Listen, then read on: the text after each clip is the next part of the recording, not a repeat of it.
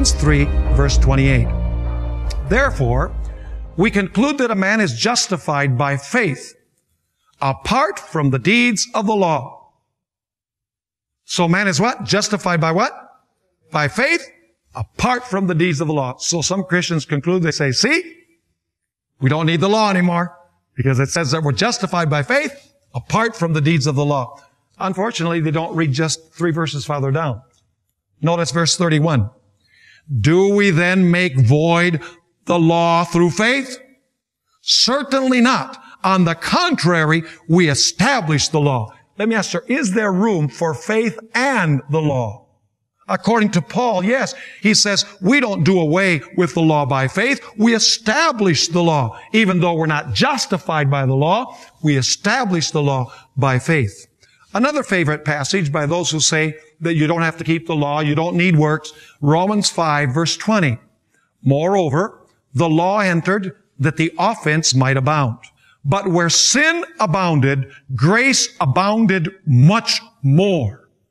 So some people say, see, where there's lots of sin, there's lots of grace. So let's sin a lot so that there's lots of grace. Unfortunately, they don't read Romans 6 verses 1 and 2. Right below that. The Apostle Paul knew that they were going to use this verse in this way. And so he says in verse 1 of chapter 6, what shall we say then? Shall we continue in sin that grace may abound? Did he know somebody was going to misuse that statement that where grace abounded, where sin abounded, grace would much more abound? He sure knew that that was going to be misused. So he says, what shall we say then? Shall we continue in sin that grace may abound? Certainly not. How shall we who died to sin live any longer in it? Is that clear? Another favorite text, and this is the all-time favorite, is Romans 6 and verse 14. It says there, for sin shall not have dominion over you, for you are not under law, but under grace. And so people say, see, you Adventists, you're under the law because you think you have to keep the commandments, but we are under grace. Unfortunately, they don't read the next verse. Notice what the Apostle Paul says. What then? Shall we sin because we are not under law, but under grace? Certainly not.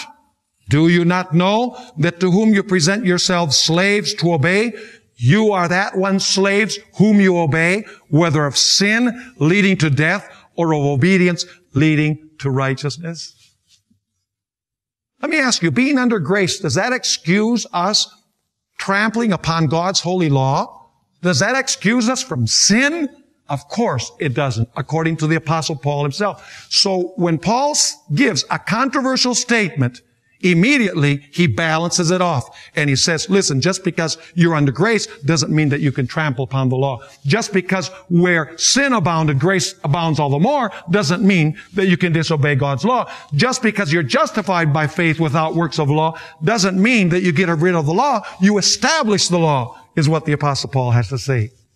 You see, the Apostle Paul knew that there were going to be some people who would have a disdain for the law of God. They would profess godliness, but they would not be concerned about their life, which means that they really don't have faith. They really don't have the inward motivation of love. Notice Titus chapter 1 and verse 16. Titus 1 and verse 16. Here it's speaking about a certain group of individuals who claim to be Christians. They profess to know God.